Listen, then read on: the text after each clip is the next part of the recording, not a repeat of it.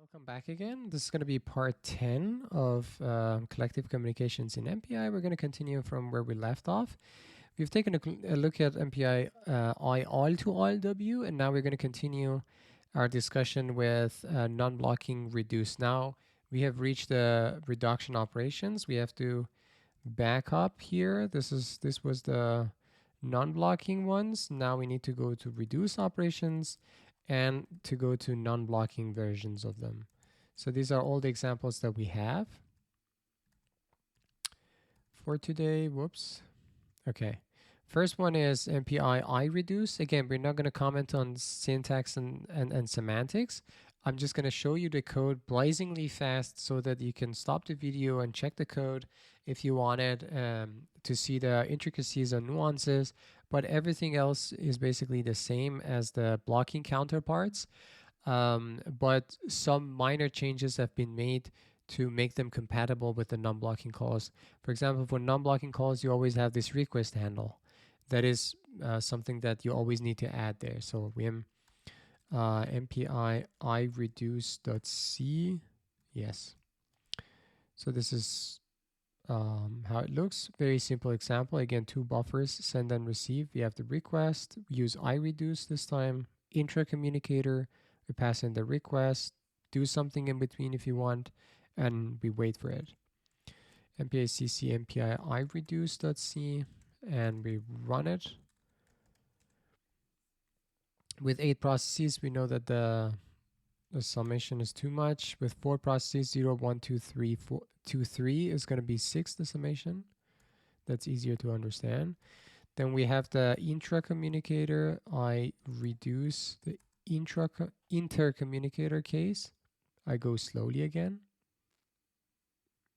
The only difference is that we have this request handle. Everything else is the same. Then here is going to get changed. You pass in the inter-communicator, you pass in the request, do something in between, and then you wait for it. MPI I reduce inter, and you run it. That's why you get 5, because you have in group B, you have process 2 and 3. Summation is going to be 5. The next one on the line is MPI I all reduce. So everybody is going to get the results of this one. I all reduce.c. I go slowly again. But basically everything is the same, that we have this request and the call is going to be I all reduce. And MPI cc, MPI I all reduce.c, and MPI run. This is what we get. So everybody gets the same result of the summation. 4 processes, summation is going to be 6. Process 1 has 6, process 0 has 6, and process 1 also has 6. Then we need to take a look at I all reduce in the inter-communicator case. I go slowly again. You can pause the video and check it. Here we have the request handle again, something which is added, and then we have request handle and inter-communicator, of course. You must wait before accessing any data. MPI cc MPI I all reduce inter-communicator, and we run it. Here we end up with 5 and 1 because group B is 2 and 3, summation is 5. Group A is 0 and 1, summation is 1. That's why we get those values. Next one on the line is MPI I reduce scatter block. We're not going to talk about semantics. Again, we have talked about the blocking one. So here you can see the example with MPI I, what was it? Reduce scatter block. I go slowly again. Again, we have 3 blocks here. We call this one with the intra-communicator and the request handle. Whoops. I reduce scatter block.c, and we run it. So we get the results. 6 again, plus 4, 10, 4, 14, 4, 18, just as we saw before. And then now in the intra-communicator, I reduce, scatter, block, inter-communicator. Again, I go slowly. Don't let basically these complications deceive you, because it is, if you break it down into different sections, then everything is going to make sense so easily. Like this first section is for the group A and group B. And then this is where you basically have those proper allocations for send buffer and stuff like that in group A and group B. Then you perform the reduction and scatter block. You pass in the intercommunicator and a request. You can do something in between. You wait. And then finally in group A and B, you print the results.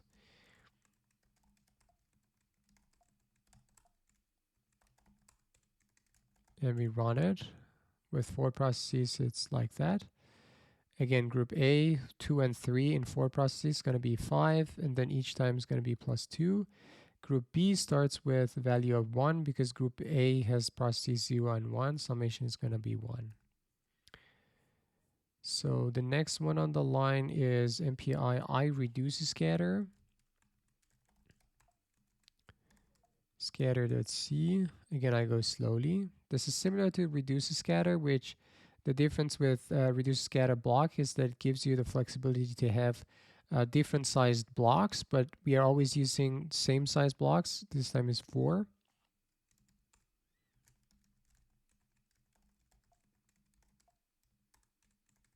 We run it with 4 processes, and this is what we get. We take a look at the MPI I reduce scatter inter now. That's the inter-communicator scenario. I go slowly again. You can pause the video. You basically have this request handle. You have proper allocation. You call this inter-communicator, the request handle. You must wait, and then you print your results.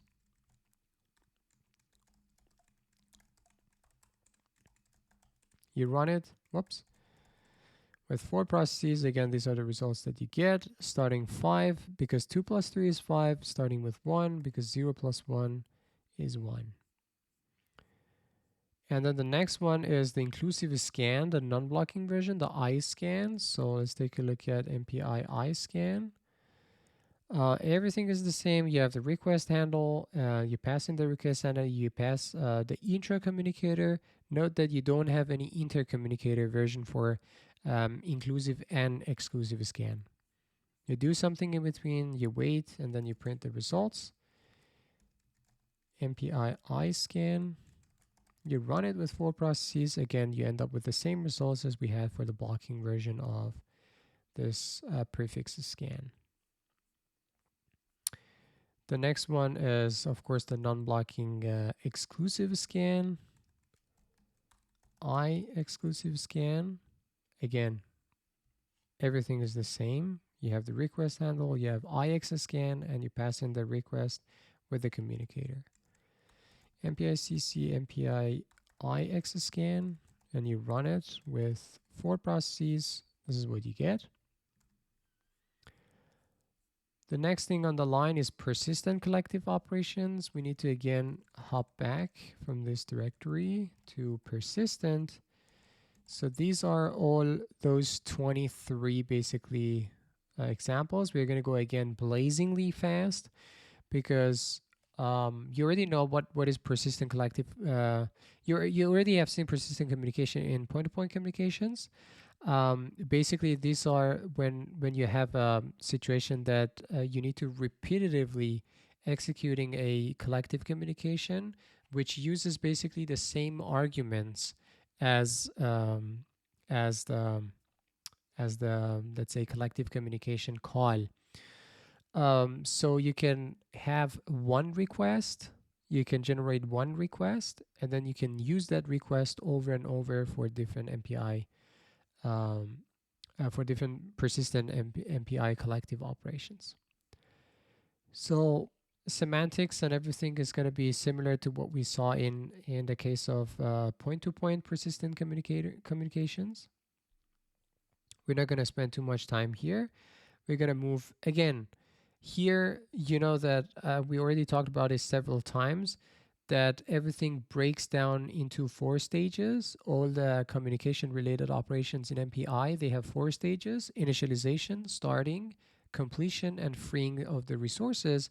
And persistent communication basically gives you freedom and flexibility in calling all those separate stages separately. So you have an initialization step, and then you have a starting step, which you call always a start, MPI start or MPI start all. The initialization step is when you have this call with init. When you say MPI barrier init, that's the initialization step.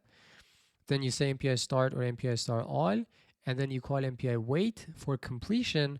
And then finally, you have to make sure that you always free the resources. That's very important. So let's take a look at MPI barrier. So I go slowly so that you can see everything. This is a very simple example. Again, this call gets also an info handle, which in this case we are using we don't care about the information, MPI info null. Then you pass in a request. And since we said that persistent, these examples might sound a little bit dubious, but this is the idea of persistent communication, that you usually use them in loops over and over. That is a dummy loop basically, that we are starting the communication, doing some computations and waiting for the results, and then finally we come back from this barrier basically. So whoops, I'm gonna compile this and run it with 4 processes. Again, you get hello and bye from processes. I can run it again.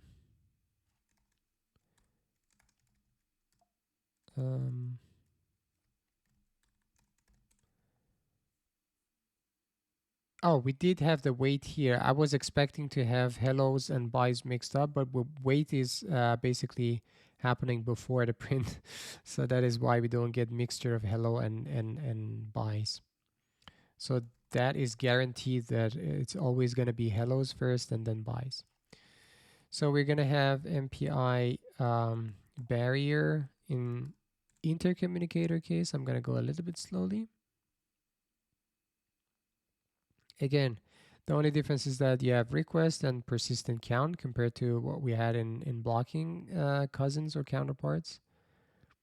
And then we have a barrier initialization step, and then you do the communication. And then finally, this is the freeing step.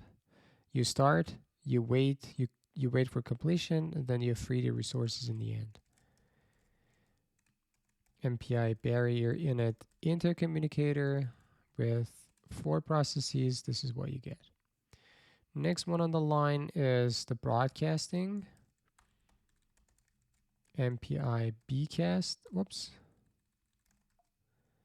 Init.c. Again, I go slowly, but the example is exactly similar to what we had in blocking and non-blocking versions. Bcast init. We run it. Buffer 7 is going to be in every process now. Let's take a look at the MPI bcast init in inter-communicator case. I go slowly again.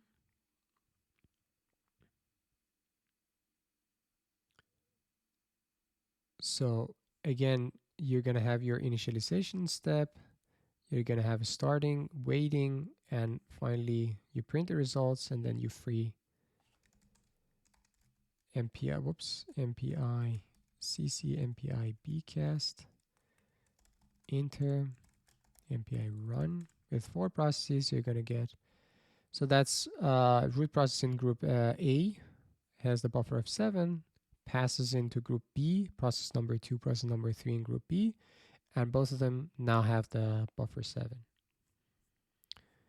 That's the semantics of broadcasting. Now we have the persistent gather, or MPI gather init. So I go slowly again. Again, we are doing for 2 cases of integer buffers and C-style string buffers.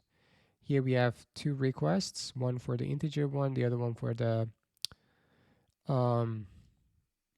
For the C string, it is super, super important. You could also have one request handle, but the most important thing is that after this initialization and starting and waiting, before setting up this with the same request handle, you have to free the request in between. I have examples also showing that, but notice that this thing is super important. You have to free the request, the request, the first request, and then use the same request in the next persistent collective communication. So I go again slowly. Here, these are like dummy, but this is just to showcase the syntax and the semantics. And also notice that here in the end, we have 2 requests and we have to free both of them. Gather init, whoops, let's see, and we run it. Oh, you have to run it with 8 processes. So this is what we get. And we have also one gather init in the case of inter-communicators. I go slowly again. So these are all the complications regarding group A and group B. Rest of the stuff is the same. These two things are added for persistent communication because you need a request, you need a persistent counter for the loop. If you're going to use it in a loop, then we only have the integer buffer in this case. You start, you wait, you initialize here, and then finally you print, and then you free the request. MPI gather init, init, inner. You run it with 4 processes, and this is what you get. The next one on the line is MPI gather v init. That seam.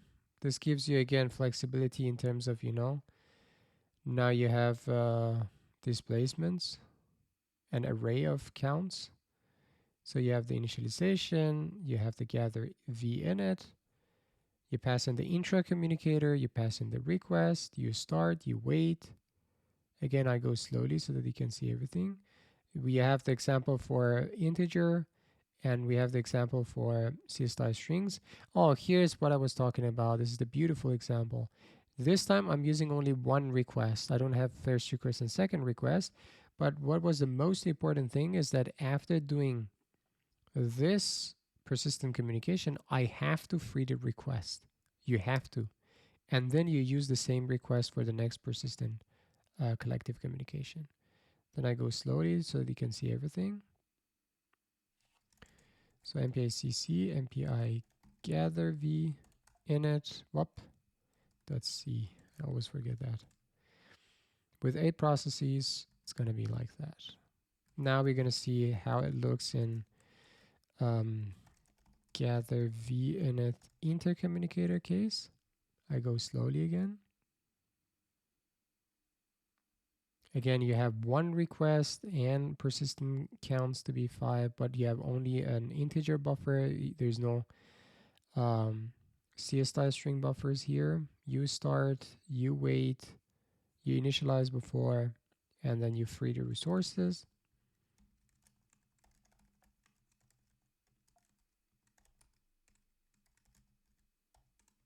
Oops, MPI run. This is what you gather. The next example on the line is persistent scatter. That's MPI scatter init. I go again slowly. So here again you have the request, you have the persistent count. Everything else is the same. You initialize, then you have the starting and completion, and then you do it once for the integer buffer, you do it another time for the CSI string. Again, since I'm using one request handle, then I must free the request and then use it again in another persistent collective communication. Then you do the same and you print the results.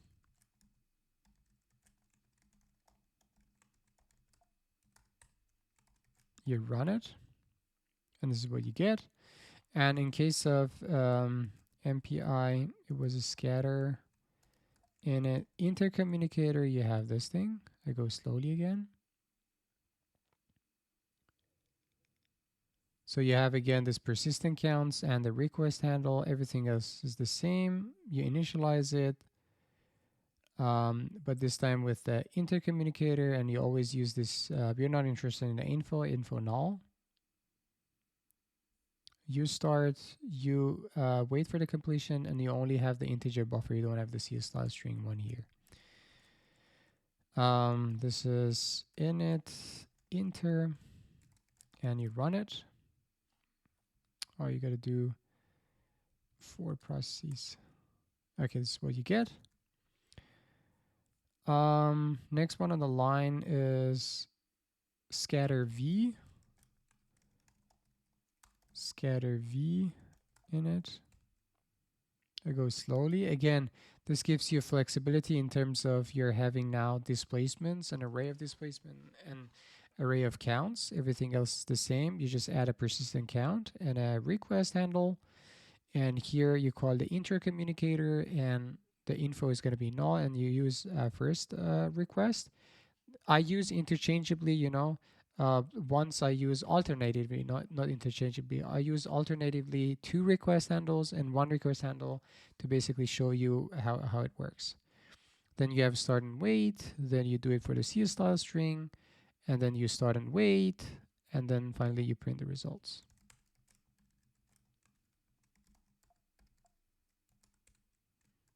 Running it with 4 processes. Oh, again, it needs 8. Okay, this is what you get. Then you can also take a look at, what was it called? Scatter V in it, the inter-communicator case. Again, I go slowly. Everything is the same. You have a request handle again here.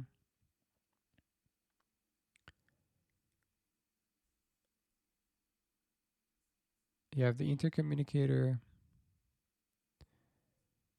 Oh, wait a second. I'm using iScatterV here. So this example is, yeah, this is not a correct example here. Okay, we can use VSP. This was a scatter V, so you can use MPI scatter init inter. So now we found a mistake. So you're gonna add this thing to here. It's gonna be the persistent coils, and then you're gonna have not iScatter V. You're gonna have this scatter V in it. So this is what happens when you copy and paste stuff. So now you need to pass an MPI info null for the info. And you don't need to do something there, but you need to pass in this loop. The loop of starting and waiting for completion. Again, wait is for that one. So here possibly I have, what request do I have?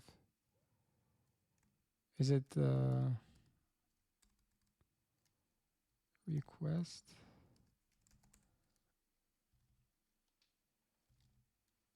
Do I have 2 request handles here? Let's take a look. Oh, I mistyped request here. So this should be request. That's a typo there. And again, I have a typo here. Whoops. Time is up. Request. And then, so here we pass in the request. We wait for stuff. But finally, you need to also take care of this freeing part. So this is what happens when you copy and paste. So now we say MPI CC, MPI scatter V init, inter-communicator case, MPI run. You get the correct results. Now I have corrected my example as well. It's good that we found this mistake. Yeah. As I said, it's because that I copied everything from the non-blocking version because I already need the request handle. The only thing I need to add into there is the persistent count. Next one is all gather init. So all gather init.c. Again, I go slowly. Hopefully we're not going to have more mistakes. So this is the initialization phase. Again, start and wait. And there we go. Once we do it for the integer buffer, the other time we do it for the C style string. MPI cc MPI all gather init. And you run it with 8 processes, and this is what you get. Let's take a look at the, what was it? All gather init. What's the mistake? All gather init, the inter-communicator case. I go slowly again. Oh, I forgot that 25 minutes was passed. So let's finish this one and then I continue in the next part. So everything is the same. You have initialization, you have start, yeah, and then you print the results. So we do MPI CC, MPI all gather, init inter-communicator, and then you run it with 8 processes, and then you get this. Okay, I'm gonna see you in the next part.